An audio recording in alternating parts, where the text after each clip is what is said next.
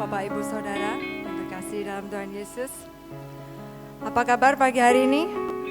Luar biasa. Saya percaya Bapak, Ibu, Saudara di tempat ini hadir bukan karena sebuah kewajiban, bukan karena sebuah rutinitas, tapi karena hati yang rindu akan Tuhan. Tetapi karena kita rindu menjadikan Tuhan sebagai satu-satunya tujuan di dalam hidup kita. Mari kita satukan hati kita. Kita mau bersama-sama memuji dan menyembah nama Tuhan. Karena pujian dan penyembahan akan merubah jiwa dan roh kita. Supaya ketika tertabur benih firman, hati kita bertumbuh, berakar hanya untuk kemuliaan namanya.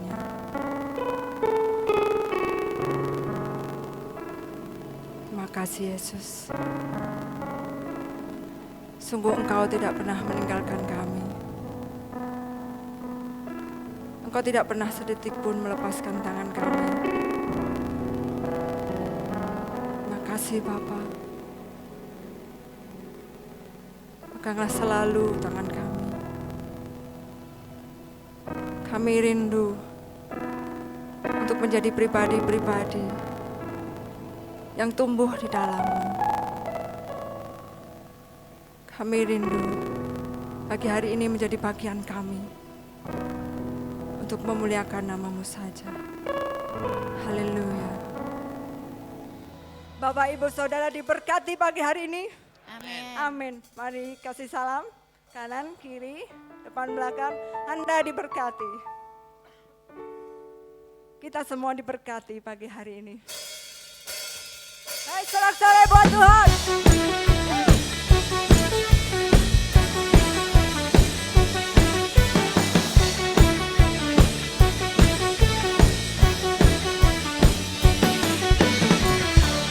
Kasih setiamu nyata bagiku, hikmat kebajikan tersedia bagiku. Selamat sanggup membahas segalanya, anugerahnya sangat besar bagiku. Aku diberkati.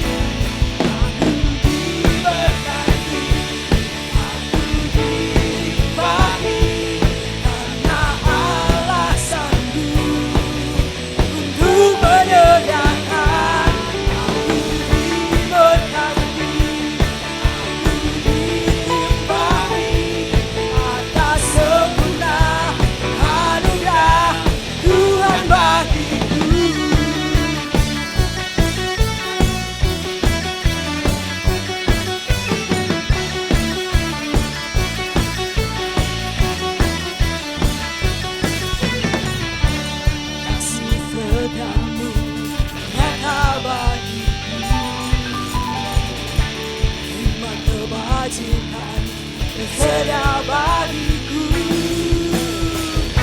sabaran sanggup dibahas segalanya, dan anugerahnya sangat besar bagiku. Aku diberkati.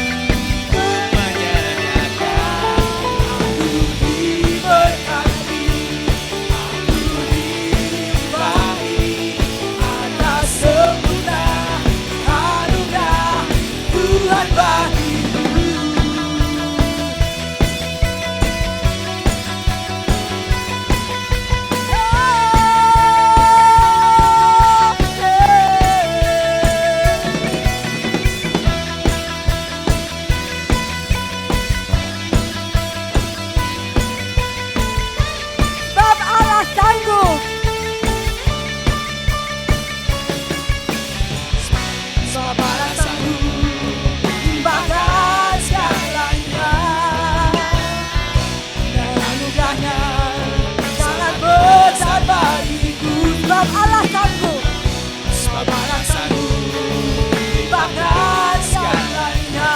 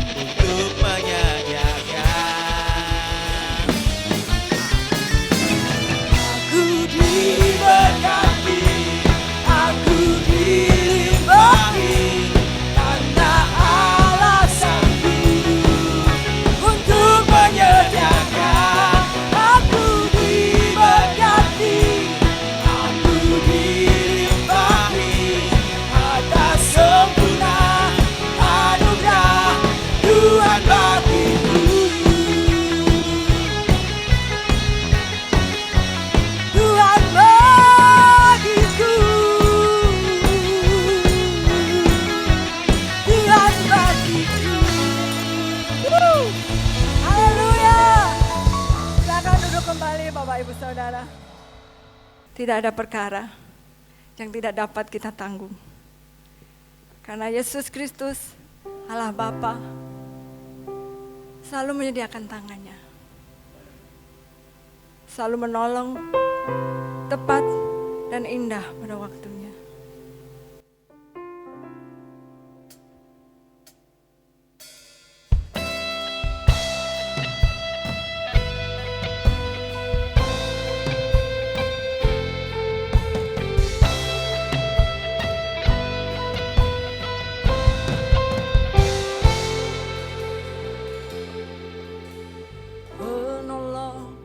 Selalu setia memenuhi keperluanku, tak pernah dia mengecewakan. Yesusku tak pernah gagal.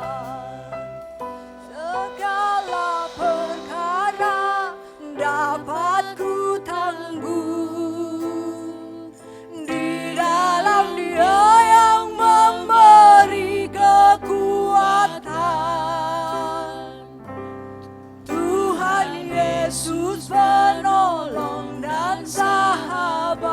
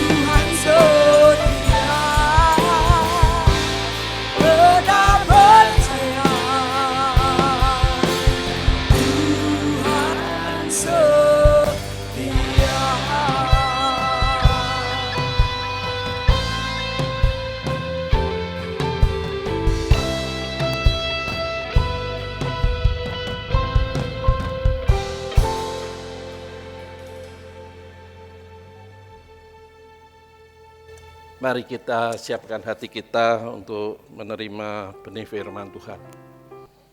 Bapa Surgawi, kami boleh menikmati hadirat-Mu pagi ini. Kami boleh menyatakan ekspresi rasa syukur kami, kagum kami, cinta, hormat kami kepadamu yang sudah dan sungguh kami alami di dalam perjalanan hidup kami sebagai anak-anak-Mu. Sudah selayaknya setiap lidah mengaku dan setiap lutut bertelut menyembah Engkau. Terima kasih Tuhan, lanjutkan lawatan-Mu lewat kebenaran firman-Mu. Sampaikan isi hati-Mu, sebab hati kami terbuka. Kami sudah menyediakan tanah hati kami yang subur untuk siap menerima benih-benih kebenaran firman-Mu yang akan menjadi tumbuh dan menghasilkan buah-buah di dalam kehidupan kami, yang makin hari menjadi makin berkenan di hadapan-Mu. Oleh sebab itu, ya Roh Kudus, tolong kami. Urapan-Mu yang kuat menyertai kami, sehingga kami boleh memahami apa yang menjadi isi hati-Mu yang sebentar akan kami dengar. Berfirmanlah Tuhan, sebab kami siap menerimanya. Dan di dalam nama Tuhan Yesus, semua permohonan doa ini kami naikkan. Amin. Shalom Bapak Ibu. Ya, puji Tuhan, pagi hari ini kembali kita bertemu tentunya dengan kasih Tuhan yang nyata. Pagi ini kita akan belajar bersama Yesus sebagai Raja bagian yang ketiga, ya, melanjutkan apa yang sudah saya sampaikan.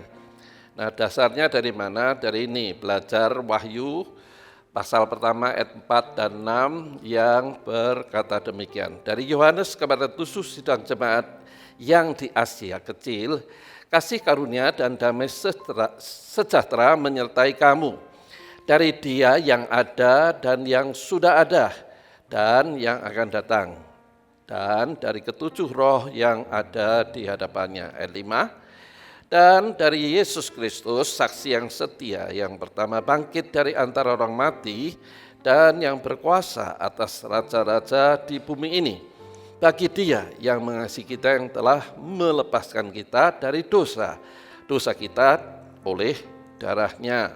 Ayat 6, dan yang telah membuat kita menjadi suatu kerajaan, menjadi imam-imam bagi Allah Bapaknya. Bagi Dialah kemuliaan dan kuasa sampai selama-lamanya. Nah, dari pembacaan 3 ayat ini, maka saya membagi menjadi 4 bagian.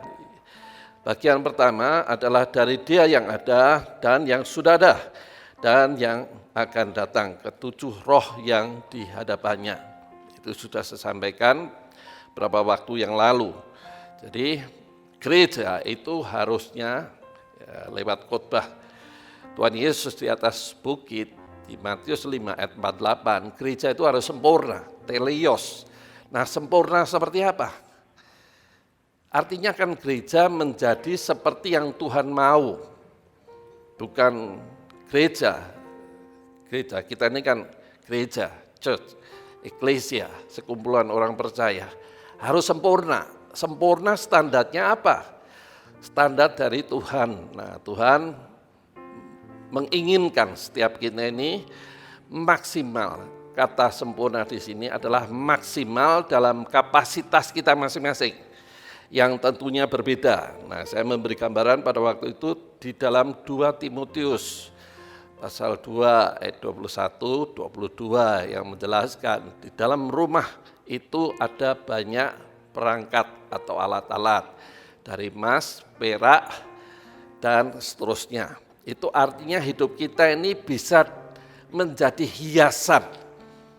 Ya, lebih jelasnya adalah kita ini bisa jadi kesaksian, bisa dipamerkan oleh Tuhan. Jadi harus tumbuh. Gereja harus tumbuh, berkembang, supaya bisa jadi saksi, bisa jadi tempat Tuhan untuk menyatakan kemuliaannya lewat kita. Ya, itu sudah saya sampaikan. Yang kedua, Dia yang mengasihi kita, yang telah melepaskan kita dari dosa kita oleh darah-Nya. Itu sudah saya sampaikan, yaitu kita ini sudah ditebus dari segala dosa salah, dan tentunya bukan hanya dosa salah kita oleh kuasa darahnya, tetapi juga kutuk. Nah, sudah saya jelaskan panjang lebar. Jadi kutuk itu belum tentu karena kesalahan kita, bisa juga karena nenek moyang. Contohnya adalah Ham. Ham itu anaknya Nuh itu anaknya 3, Ham, Yafet, ya.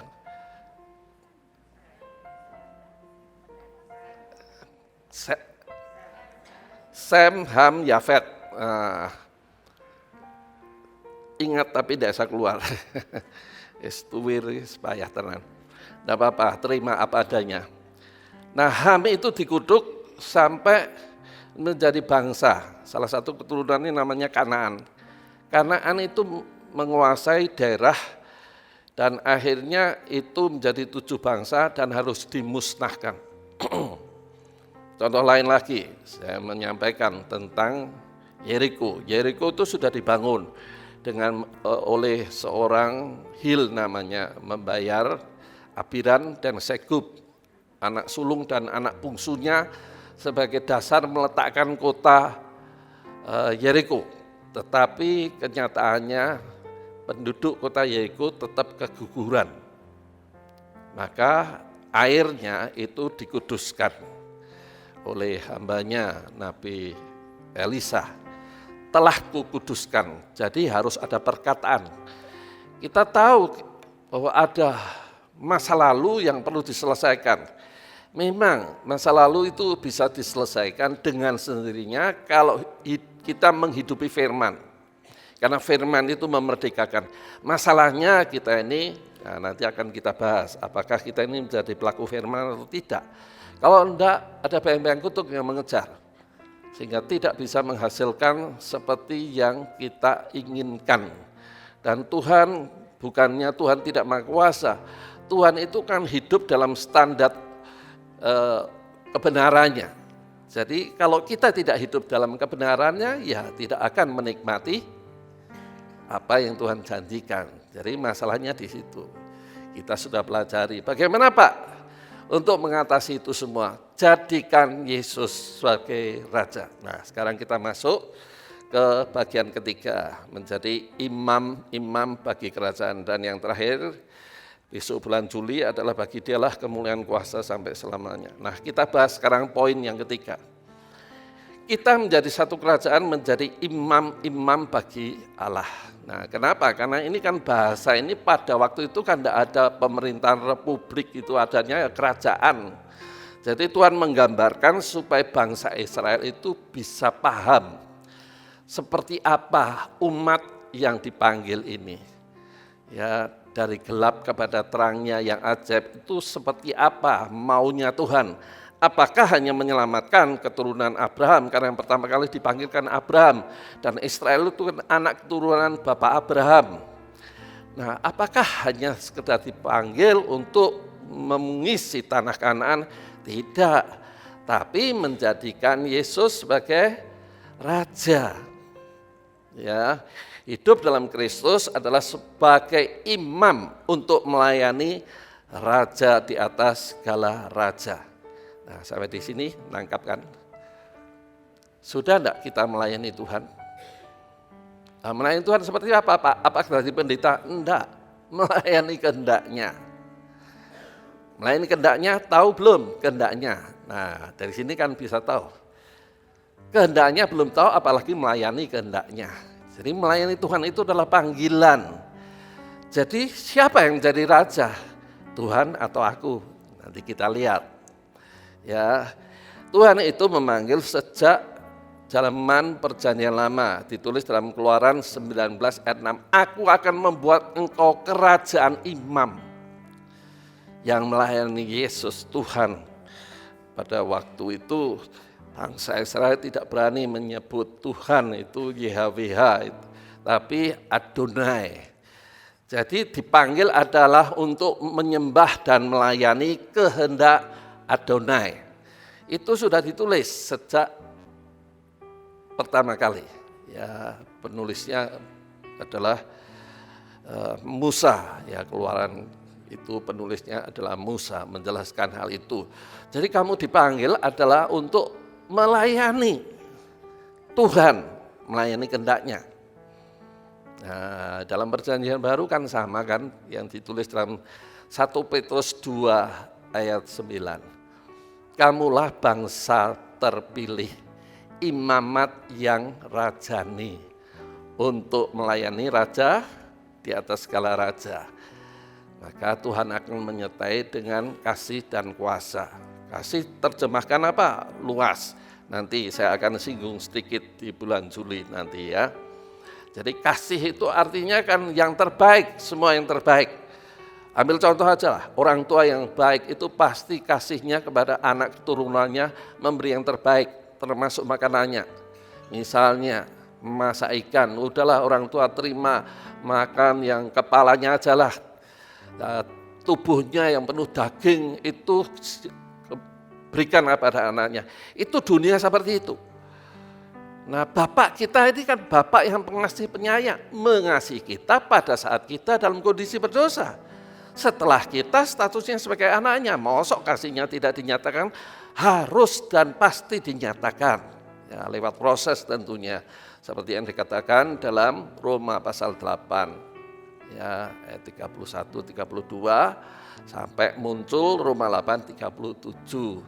Barang siapa ada dalam Kristus lebih dari pemenang. Nah, untuk mencapai ke sana melalui proses. Ya. Nah, itulah yang Tuhan mau sebetulnya panggilannya. Nah, sekarang fokus kepada panggilan Tuhan dalam hidup kita adalah melayani Dia sebagai imam. Itulah sebabnya kita ini disebut imamat yang rajani, imam-imam yang melayani raja di atas segala raja. Bagaimana imam itu? Kan ada standarnya. Ya, kalau perjanjian lama itu menjelaskan, itu dalam imamat. Ya, dalam kitab imamat, penulisnya juga Musa, itu menjelaskan standarnya itu tinggi sekali. Tidak bisa sembarangan, sembrono, tidak bisa. Ya, kita harus melayani Tuhan itu dengan dasar yang kudus. Nah, itulah sebabnya yang pertama sudah saya jelaskan. Kita ini harus maksimal dalam memenuhi panggilan Tuhan. Ya, tidak bisa kita ini hanya sekedar percaya tok, tidak. Ya, jadi imam ini harus menurut kehendaknya, bukan menurut kehendak daging atau mau nyaman, tidak mau menderita. Itu kan manusia seperti itu pada umumnya. Hidup enak, rasa susah, itu bahasa Jawanya seperti itu. Tidak bisa. Kita ini adalah imam. Ya, imam itu adalah pelayan. Hidup menurut standar Tuhan. Hidup menurut standar kerajaannya. Tidak bisa hidup semau gue. Itu orang dunia yang tidak mengenal panggilannya. Kita ini dipanggil adalah untuk mengerti panggilannya, adalah untuk melayani Tuhan. Melayani kehendaknya, hidup di jalan-jalannya. Ya, supaya hidup kita ini bisa menjadi semacam bisa dipamerkan, dipajang gitu. Ya, ditulis di 2 Timotius 2 ayat 21 itu ya. Jadi supaya kita ini bisa dipamerkan, kalau dalam supaya kita ini menjadi terang dan garam, itu khotbah Tuhan di atas bukit itu. Engkau dipanggil untuk menjadi garam dan terang, memberi pengaruh, memberi dampak di tengah dunia yang gelap ini. Jadi kita melihat panggilannya seperti itu, sudah menghidupi belum panggilannya. Nah, itulah sebabnya Tuhan mengingatkan lewat khotbah hari ini. Imam sesuai kehendaknya harus lewat proses. Prosesnya adalah taat akan firman atau kebenaran. Aletheia, kebenaran. Kebenaran ini bukan diketahui tapi dipraktekkan, dilakukan. Kalau hanya diketahui kita jadi orang Farisi. Ya, orang Farisi itu kan tahu segalanya, bahkan menciptakan yang baru-baru. Itu orang Farisi. Itu berarti asumsinya itu menjadi ukuran dalam menafsirkan kebenaran atau menjalani kebenaran menurut pola pikirnya. Tidak bisa seperti itu. Kita harus menafsirkan kebenaran bukan hanya mengetahui tapi juga diimplementasikan atau dilakukan dalam hidup kita. Nah, kebenaran itulah yang akan memerdekakan.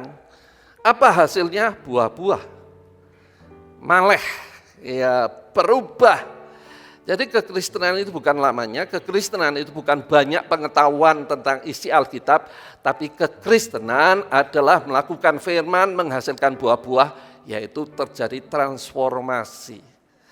Perubahan bukan perubahan sampai terjadi perubahan.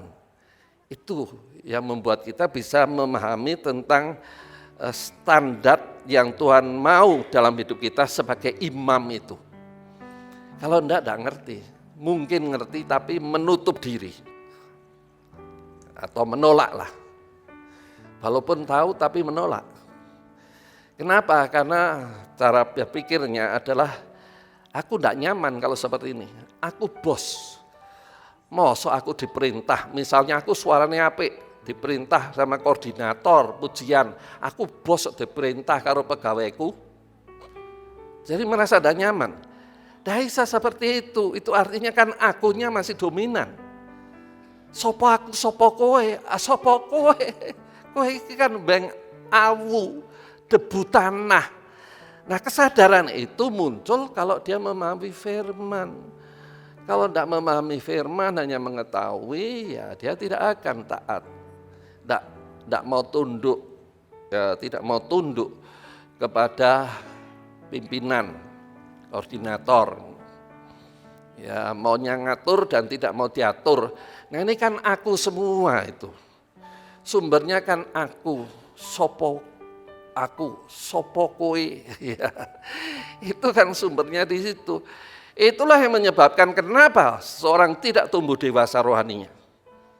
Nah, akibat tidak tumbuh dewasa rohaninya, dia tidak mengerti dan tidak bisa membaca tanda zaman. Tidak ngerti, karena semua berdasarkan logika, kenyamanan. Itulah sebabnya muncul ya khotbah-khotbah kelimpahan itu paling senang.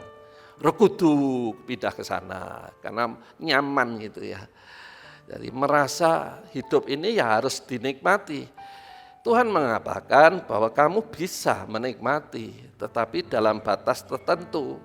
Kalau semua ingin dipuaskan karena punya uang, ya kamu mencelakakan diri sendiri. Karena merusak organ, makan tidak tahu aturan itu kan pasti merusak organ. Ya, harus ada batasannya. Nah, dari mana memahami seperti itu? Kalau dia tumbuh rohaninya, kalau tidak tumbuh tidak akan memahami. Aku kerja ngerekoso ya tak nikmati, ya tidak salah. Tapi dengan dasar pemahaman yang benar. Kalau enggak, ya dia akan mengalami apa yang Tuhan janjikan. Nah, dalam hal ini kita harus memahami lebih dalam lagi lewat pengalaman apa yang ditulis dalam kitab Daniel. Ya, seorang raja yang pesta pura tiap hari, maka ada tangan menulis di tembok. Meni tegal ufarsin, ditimbang, dihitung, ternyata kamu tidak ada bobotnya. Malam itu juga dia mati. Jadi hidup ini kan harus ada makna dan tujuannya. Nah sebagai anak Tuhan, makna dan tujuannya adalah melayani kehendaknya. Semua akan dipertanggungjawabkan itu. Tidak ada bobotnya. Itulah sebabnya kita harus komitmen pada Tuhan. Kalau masa lalu kita hanya melayani diri sendiri, kemauan, hawa nafsu, kepuasan, keinginan daging saja, mari buat komitmen. Maka Tuhan akan memberi kesempatan kedua untuk kita bisa menjalani kehidupan dalam kasih dan anugerahnya yang tidak ada taranya. Luar biasa. Buat komitmen baru. Perjanjian baru dengan Tuhan. Mari kita masuk lebih jauh lagi. Jadi imam kalau menjadikan Yesus sebagai raja. Banyak orang memahami diselamatkan hanya sebagai agama dan menikmati kebaikannya saja. Umumnya, kita kan tidak umumnya, karena kita sudah mendapatkan informasi dari kebenaran firman yang disampaikan hamba Tuhan yang berdiri di mimbar ini. Kita ini bukan sekedar beragama Kristen, kita ini anak Allah, anak raja. Tidak bisa dong kita nuntut, aku anak Tuhan, kirim malaikat menjaga melindungi aku, menghalau rahmat roh kecelakaan. Nah, status kita sebagai anak yang mengasihi Bapa dan melayani kehendaknya, enggak. Ya, itu artinya pagarnya kan terbuka. Siapa yang buka? Ya diri kita sendiri. Ya, kalau kita ini tidak betul-betul memahami panggilannya sebagai anak, kita hanya beragama tok. Kalau beragama tok maka bingung. Kalau tidak ada ibadah onset seperti ini, bingung. Aku resono gereja setahun. Lah gereja, kita ini kan gereja.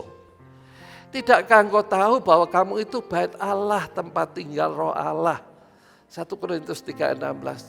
Roh Allah tinggal di sini. Bagaimana kita bisa merasakannya kalau kita tidak menyerahkan hidup kita ke dalam tangannya? Artinya mau dituntun, dibimbing, diarahkan. Pasti kita akan mengalami hadirannya. Tidak harus datang di sini. Ya memang ayatnya banyak yang menjelaskan. Jangan kau meninggalkan persekutuan, Ibrani 10 ayat 25. Bersama-sama. Ya. Nanti bulan Juli akan saya pertegas lagi bagaimana komitmen kita sebagai tubuh Kristus. Handar beni. Merasa bagian dari gereja, eklesia maksudnya.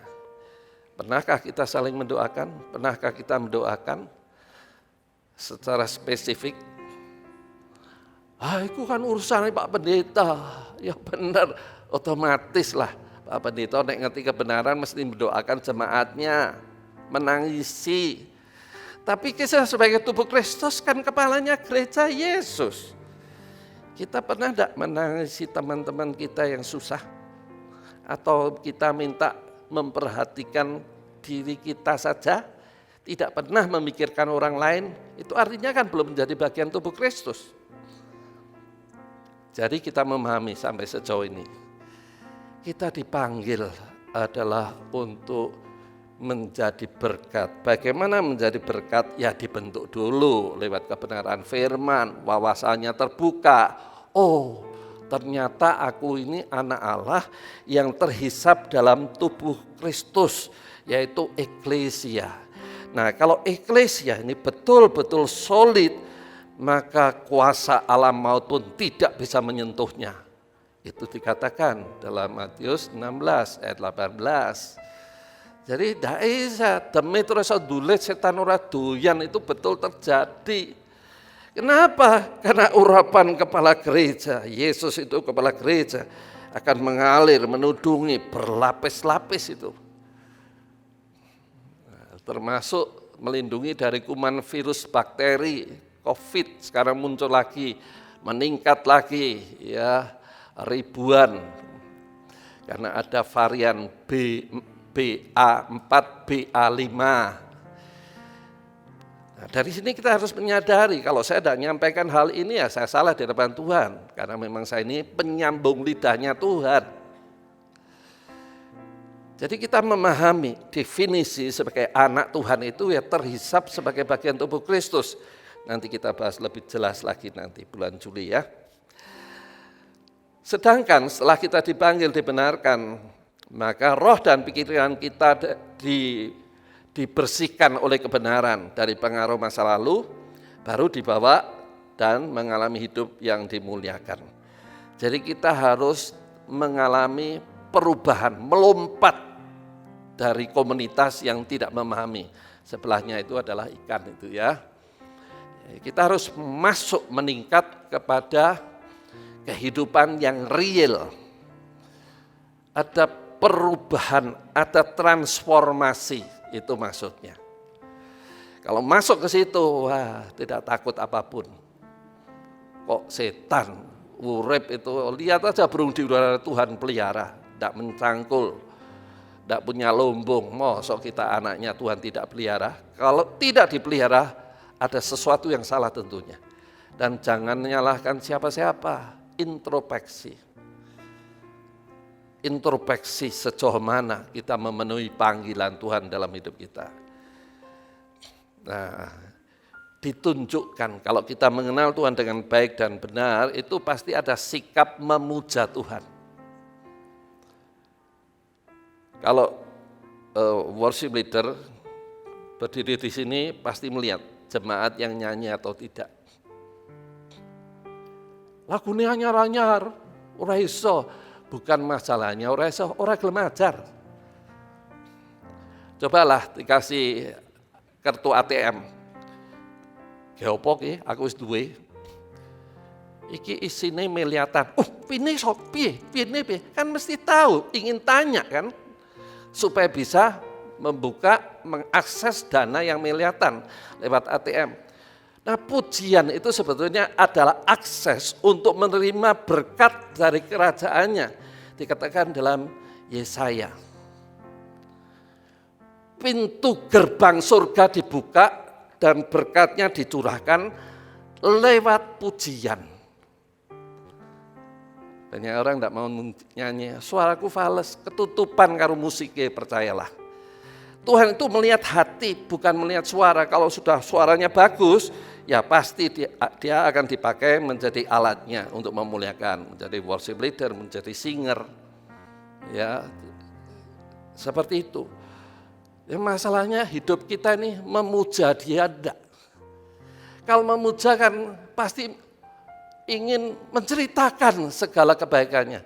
Contoh ajalah, kemarin tim Indonesia sepak bola mengalahkan Nepal 7-0. Pasti ceritakan, wah seru, luar biasa, Masuk kita tidak pernah menceritakan Yesus yang Maha Kuasa yang menyelamatkan, yang memberkati kita. Cerita yang orang tahu, kenal enggak? Memuja enggak? Anak-anak muda remaja memujanya artis gitu ya.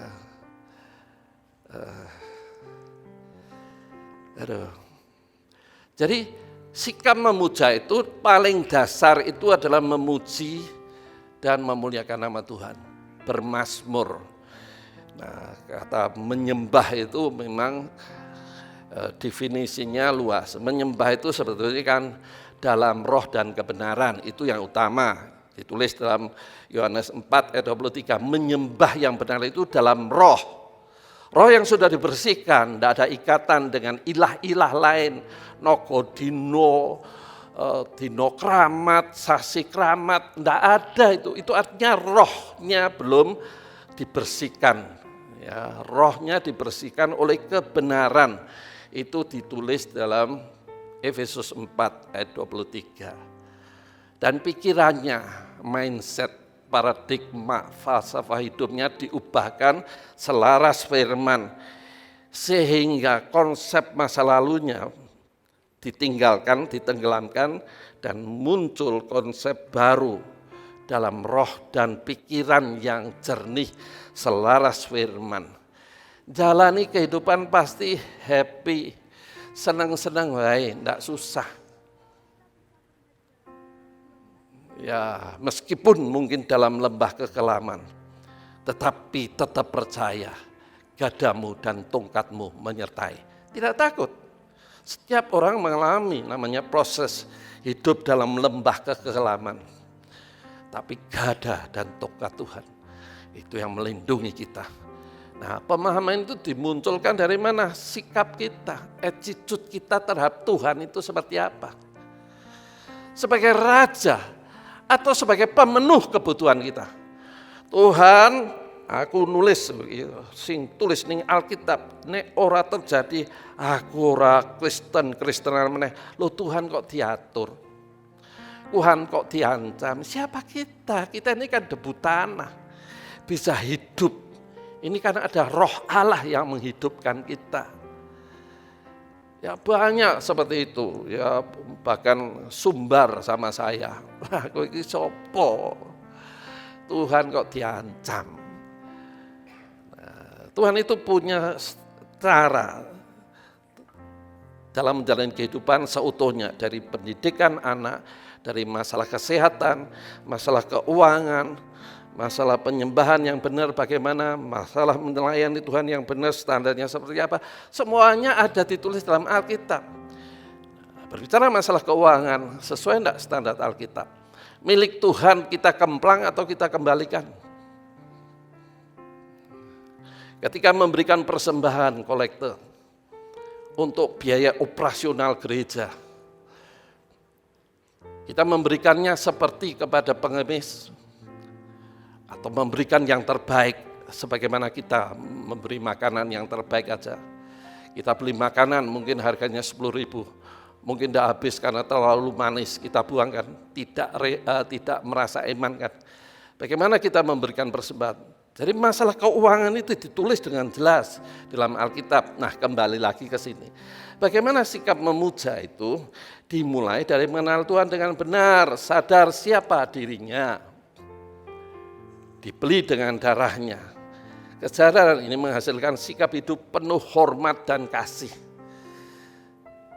Kita ini adalah debu tanah dan akhirnya akan kembali kepada debu tanah. Dari debu tanah kembali kepada debu tanah. Lalu apa yang bisa kita banggakan? Karena ganteng, karena cantik, semuanya hilang, percayalah. Nah, pemahaman ini muncul dari mana? Memahami firman dengan benar. Sehingga hidup ini tidak umpah-umpahan, tidak gagah-gagahan. Ya, inilah kesadaran yang menghasilkan sikap hormat dan memuja Tuhan. Siapakah aku ini Tuhan? Jadi biji matamu. Dengan apa akan kubalas ya Tuhan? Selain sembah, puji, dan memuliakan namamu. Itu yang mengenal tenan. Siapa dirinya? Bila sikap ini belum nampak, maka hidup hanya memiliki status sebagai orang percaya tanpa hidup dalam kehendaknya. Berbahaya kan? Tahu enggak kehendaknya? Tidak usah dijawab. Tahu Pak? Melakukan enggak? Itu nanti dulu Pak. Berarti kan tahu, tidak mengenal kehendaknya, apalagi melakukan. Berarti kita hanya beragama Kristen, tapi bukan anak Tuhan. Kalau anak Tuhan kan ono mempere. Nah, ini teman kita, saudara kita dari Jogja datang mengunjungi kita, kangen katanya. Ya, tanya itu.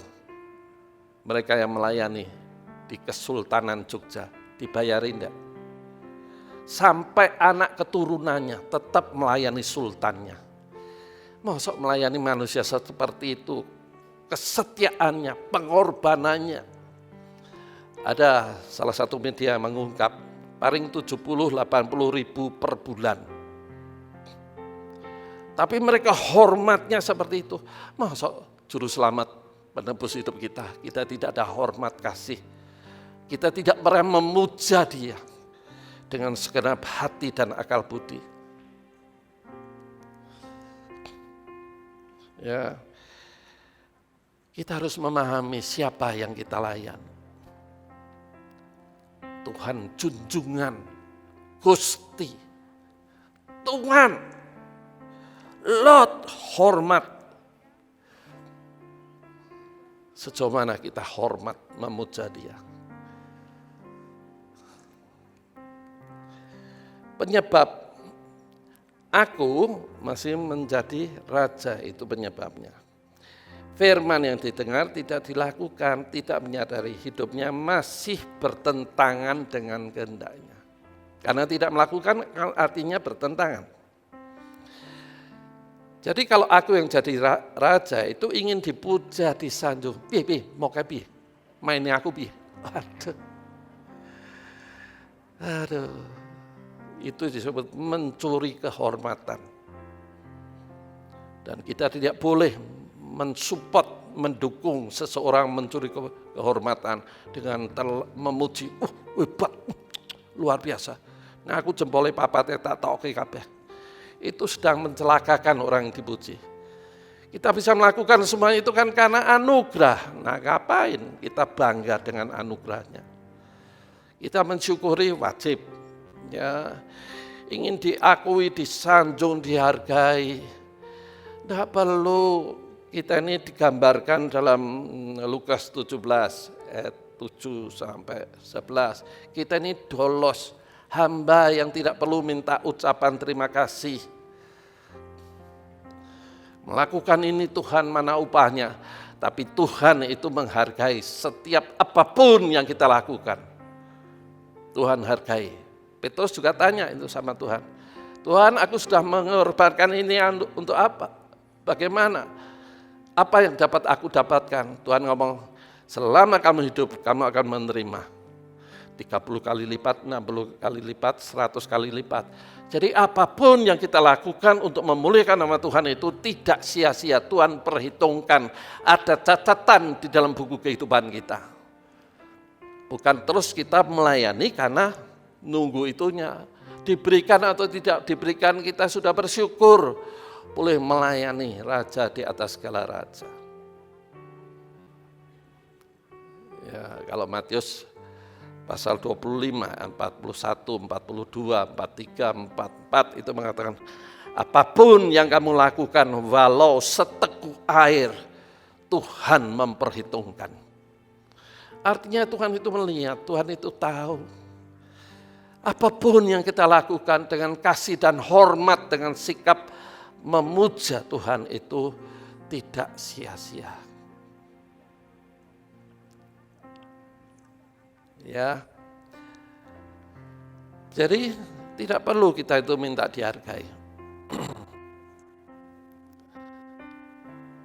Nah, terus ini sikap yang masih akunya jadi raja, maunya orang lain mendengar apa yang dikatakan, tetapi tidak mau mendengar kata orang lain, termasuk tidak mau mendengar, melakukan firman Tuhan. Berarti aku kan yang jadi raja.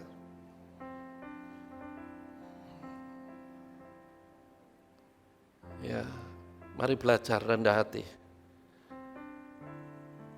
Mendengar kata orang, dengarkan dulu. Jangan kita baru ngomong sedikit, sudah dijawab, kita ngomong satu kata, jawabannya berkata-kata. Ini kan kelihatan sekali kan. Satu, tidak punya etika. Kedua, kelihatan egonya. Kepingin menonjol, kepingin dipuji, kepingin disanjung. Nah, termasuk di dalamnya kepingin dilayani. Aduh, gimana sih? Ya, orang kepingin dilayani itu bukan hanya orang kaya, orang miskin pun juga. Ya, ingin dilayani, dihargai sama, orang kaya, orang miskin sama. Dan itu sangat memilukan, menyedihkan karena aku masih jadi raja.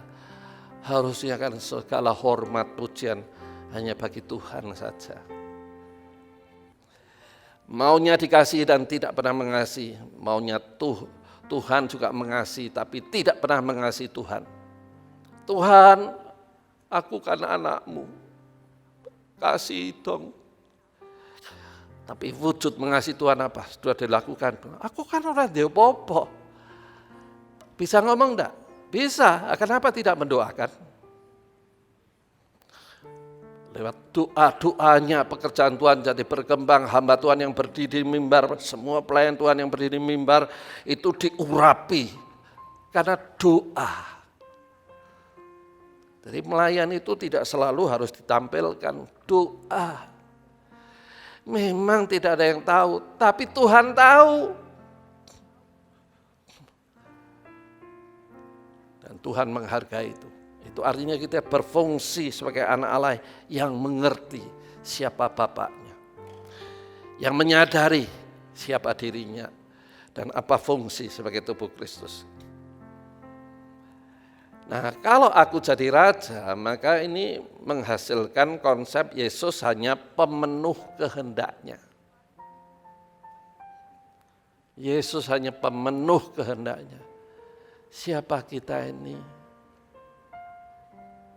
Hari ini ada, besok belum tentu ada.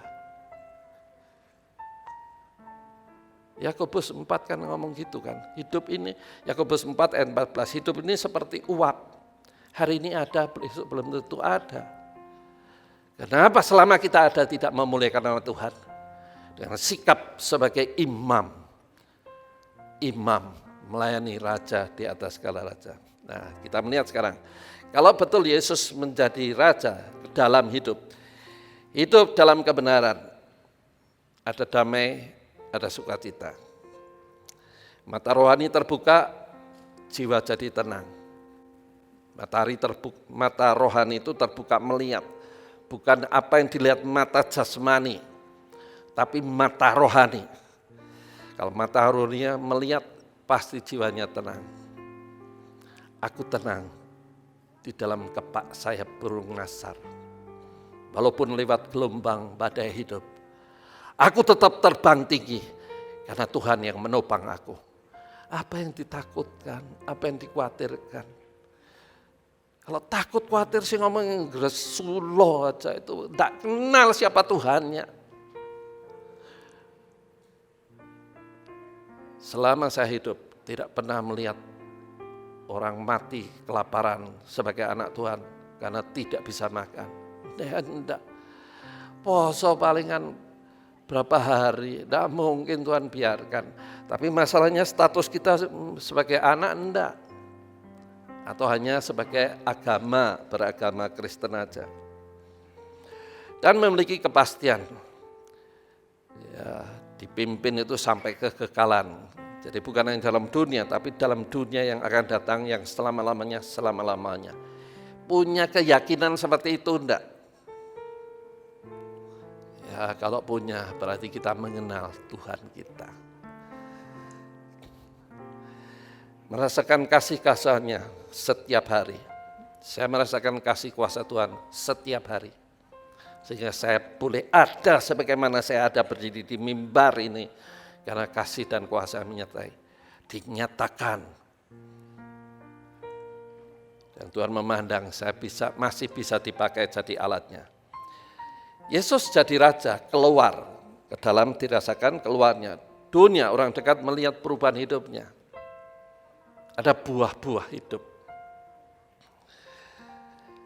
Memiliki buah roh, penguasaan diri, setia, sabar, suka, berbuat baik. Ya, tingkah laku, tujuan hidup selaras kehendaknya, dan hidupnya pasti memulihkan namanya.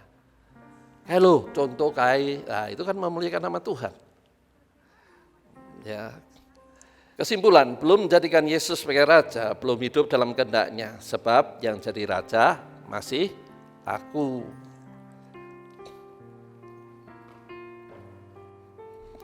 Sedang Tuhan mengendaki hidup jadi kesaksian lewat pembentukan hidup. Jadi Tuhan ingin kita menjadi saksi, kelihatan, ora usah ngomong, uripe maleh wis dadi khotbah yang hidup. Itu artinya kita sudah melayani kehendaknya. Melayani apa yang Tuhan mau dalam hidup kita. Tuhan mau setiap kita menjadi imam-imam. Dengan cara jadikan Yesus sebagai raja. Jangan biarkan aku dominan. Sehingga sampai bisa bahkan berani mengatur Tuhan. Untuk memenuhi keinginannya. Siapa kita? Kita hanya debu yang bisa hidup karena ada roh Allah dalam dirinya. Mari kita berpikir, kalau kita mendengar firman seperti ini, berarti Tuhan masih memberi kesempatan kita. Do something, berbuatlah sesuatu untuk kemuliaan namanya. Tidak harus selalu berdiri mimbar. Apa yang kita lakukan, doa, lutut kita pakai. Support apa yang bisa kita lakukan. Saya percaya kalau gereja Tuhan seperti itu, maka gereja Tuhan akan dipenuhi dengan urapan kasih dan kuasa Allah. Kasih dan kuasa Allah dinyatakan, maka sesuatu pasti terjadi. Mujizat pasti terjadi. Lawatan Allah terjadi. Itu semua peran semua orang. Tidak tunggal, tidak peran semua yang merasa dirinya sebagai bagian tubuh Kristus. Yang disebut handar peni, merasa memiliki. Saya percaya Roh Kudus akan menerjemahkan lebih jauh apa yang saya sampaikan ini. Mari kita berdiri menaikkan pujian ini bersama. Tuhan telah memilih sebelum dunia dijadikan, sudah menetapkan kita untuk menjadi anak-anaknya.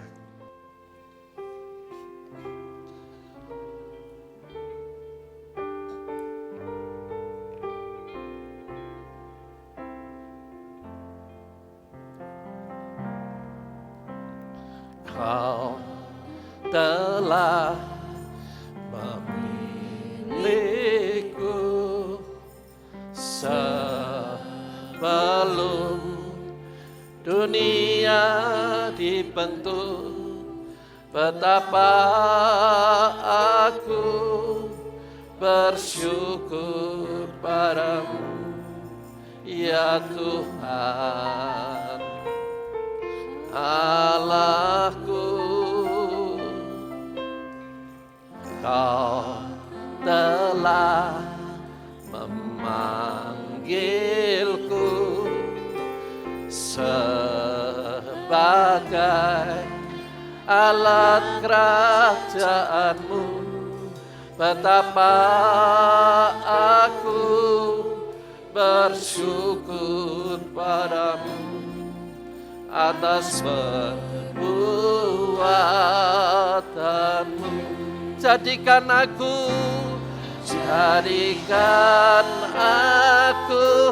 bait suci-Mu yang kudus dan yang tiada bercela. Jadikan aku mesbah doa-Mu bagi keselamatan bangsaku. Kau telah memilihku, ya Tuhan. Kau telah memilihku sebelum dunia dibentuk. Betapa aku bersyukur padamu, ya Tuhan Allahku. Kau telah memanggilku sebagai alat kerajaanmu. Betapa aku bersyukur padamu atas perbuatanmu. Jadikan aku bait suci-Mu yang kudus dan yang tiada bercela. Jadikan aku mesbah doa-Mu bagi keselamatan bangsaku. Jadikan aku bait suci-Mu yang kudus dan yang tiada bercela. Jadikan aku mesbah doa-Mu bagi keselamatan bangsaku. Jadikan aku bait suci-Mu yang kudus dan yang tiada bercela. Jadikan aku doa-Mu bagi keselamatan bangsaku bagi keselamatan, keselamatan bangsaku bagi keselamatan,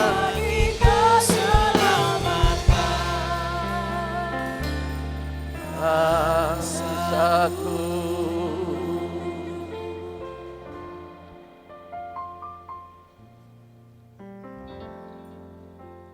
Melayani, melayani, lebih sungguh melayani, melayani, melayani, lebih sungguh. Tuhan lebih dulu melayani, Tuhan lebih dulu melayani kepadaku, melayani, melayani, lebih sungguh melayani, melayani, melayani, melayani, lebih sungguh. Oh, melayani, melayani, melayani, melayani, lebih sungguh. Tuhan lebih dulu melayani kepadaku, melayani, melayani, lebih sungguh melayani, melayani, melayani, lebih sungguh ya Tuhan, melayani, melayani, lebih sungguh. Tuhan lebih dulu melayani kepadaku, melayani, melayani, lebih sungguh. Tuhan lebih dulu, Tuhan lebih dulu melayani kepadaku, melayani, melayani, lebih sungguh. Tuhan lebih dulu melayani kepadaku, bahkan Kau rela mati bagiku Tuhan.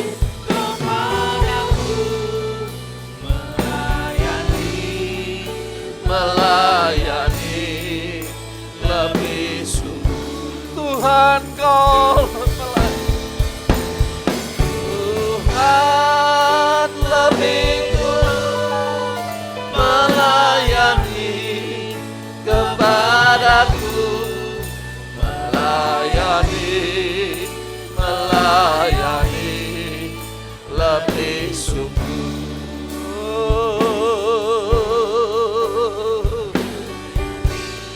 Yesus,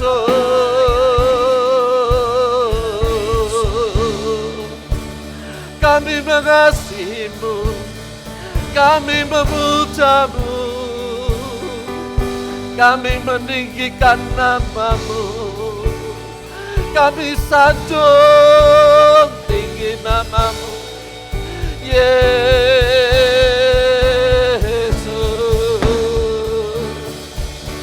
dengan segenap hati kami memuja-Mu, Yesus, Tuhan dan Rajaku. Terima kasih atas kesabaran-Mu, terima kasih Tuhan. Kami mau lebih sungguh. Kami mau lebih sungguh melayani kehendak-Mu. Biarlah kehendak-Mu yang baik terjadi dalam hidup kami. Kami mau berfungsi, kami mau berguna, kami mau berdampak bagi kemuliaan nama-Mu. Yesus, Yesus, Yesus, Yesus.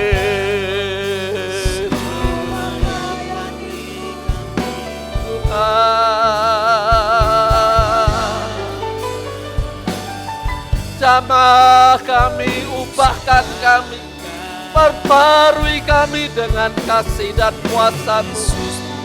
Jadikan kami alat-alat kemuliaan sampai selama-lamanya.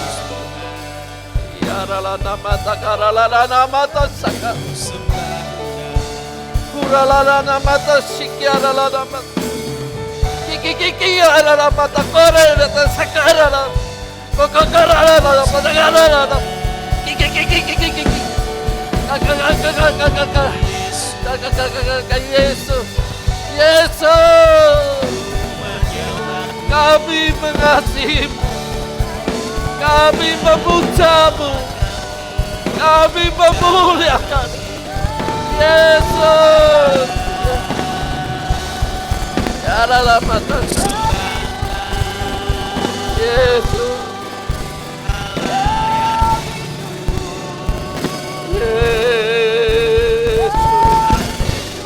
Yesus, Yesus, Kaulah segalanya, Kaulah yang termulia, Kau yang terindah. Tiada yang seperti Engkau, Yesus. Haleluya, Yesus. Yesus. Jamah-jamah kami, penuhi kami dengan hadirat-Mu. Jamah-jamah kami, pulihkan kami. Kami jadi alat kemuliaan. Terima kasih Yesus. Terima kasih Tuhan.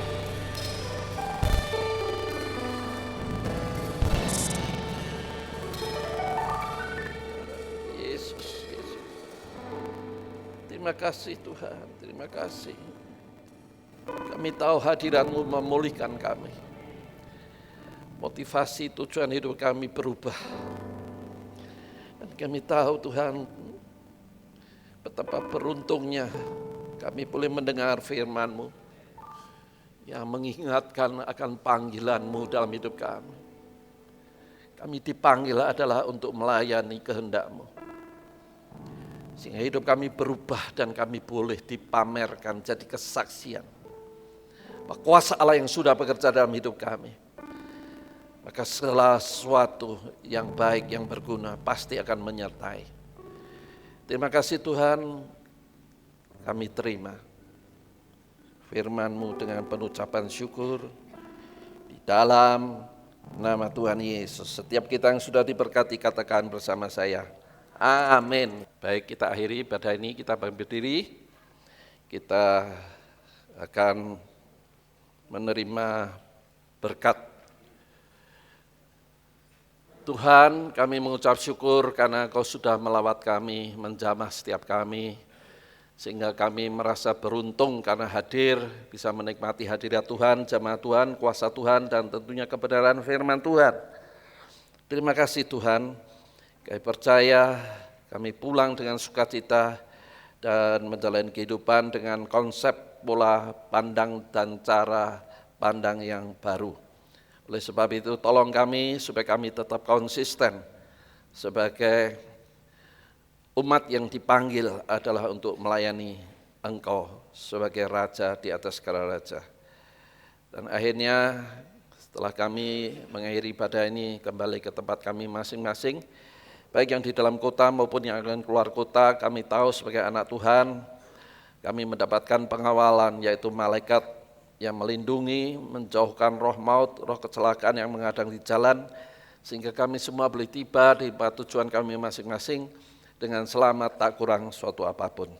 Sekarang angkat hatimu jemaat Tuhan, terimalah berkat dari Allah Bapa, kasih setia dari Tuhan Yesus, tentunya pimpinan, pertolongan, perlindungan, dan hikmat akal budi dari Roh Kudus akan menuntun jalan hidupmu, sehingga engkau akan mengalami terobosan-terobosan dalam hidupmu, bukan oleh kuat dan gagah, tapi pertolongan Tuhan semata. Terimalah berkat ini di dalam nama Tuhan Yesus. Setiap kita yang percaya katakan, amin. Tuhan memberkati, sampai ketemu lagi.